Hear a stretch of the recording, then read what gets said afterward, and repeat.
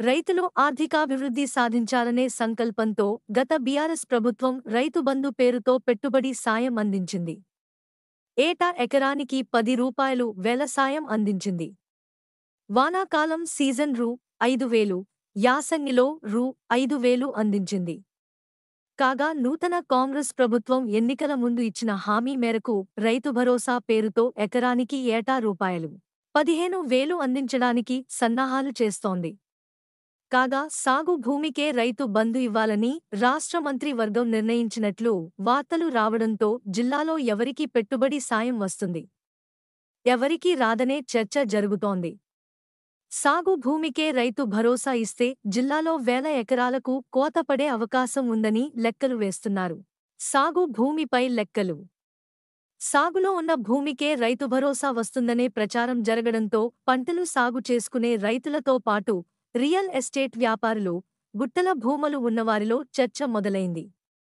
జిల్లా వ్యాప్తంగా గత యాసంగి వరకు 2,14,685 మంది రైతులు సాగు చేస్తున్న 4,71,142 ఎకరాల భూమికి రైతు బంధు పడింది. ఎకరానికి రూపాయలు 5,000 చొప్పున జిల్లా వ్యాప్తంగా రైతులకు రూపాయలు 2,3,5,53 కోట్లు రైతుల ఖాతాల్లో జమ చేసేవారు. ఇందులో సాగు భూమితో పాటు మహబూబాబాద్, తొర్రూరు, మరిపెడ, డోర్నకల్, నర్సింహులపేట, నెల్లికుదురు, గూడూరు, కురవి, కేసముద్రం ప్రాంతాల్లోని పలుచోట్ల రియలెస్టేట్ వ్యాపారులు చేసిన ప్లాట్లకు కూడా రైతు బంధు వేశారు. మరికొందరు గుంటల్లో ప్లాట్లు అమ్మి వాటిని వ్యవసాయ భూమిగా చూపించి రైతు బంధు, రైతు బీమాకు అర్హులుగా ప్రకటించారు.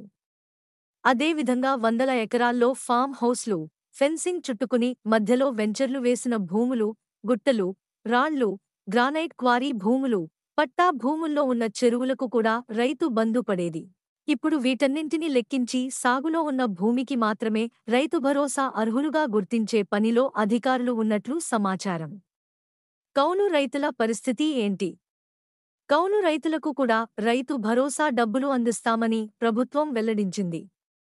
సరిపడా భూమి లేక ఇతరుల భూములను కౌలుకు తీసుకుని సాగు చేసుకుంటున్న రైతులకు పెట్టుబడి సాయం అందుతుందా లేదా అనేది జిల్లాలో చర్చగా మారింది.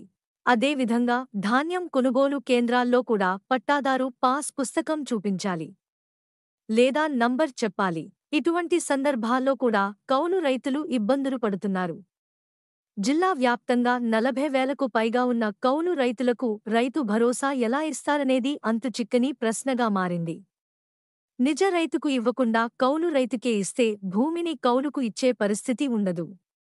అయితే నిజమైన రైతులకు సహాయం అందజేస్తామని చెబుతున్న ప్రభుత్వం నిజ రైతులే కాకుండా కౌలు రైతులకు కూడా న్యాయం చేసేలా నిర్ణయం తీసుకోవాలని రైతు సంఘాల నాయకులు కోరుతున్నారు. 41,000 ఎకరాలకు పైగా కోత, సాగు భూమికే రైతు భరోసా ఇస్తే జిల్లా వ్యాప్తంగా 41,352 ఎకరాల మేరకు కొత పడే అవకాశం ఉందని అంచనా. ఇప్పటివరకు జిల్లాలో 2,14,685 మంది రైతులు పేరున ఉన్న పట్టాభూమి 4,71,142 ఎకరాలకు రైతు బంధు పడేది. గత ఏడాది వానాకాలంలో రైతులు సాగు చేసిన పంటలు, ఉద్యాన పంటల వివరాల ప్రకారం జిల్లాలో 4,29,790 ఎకరాలు మాత్రమే. అంటే మిగిలిన 41,352 ఎకరాల్లో పంటలు వేయకుండా ఉన్నట్లు స్పష్టం అవుతుంది. దీంతో ఆ భూములకు రైతు భరోసా పడదు. కాగా వ్యవసాయాన్నే నమ్ముకుని భూమిని సాగు చేసుకునే వారికి ఏ ఇబ్బంది ఉండదు.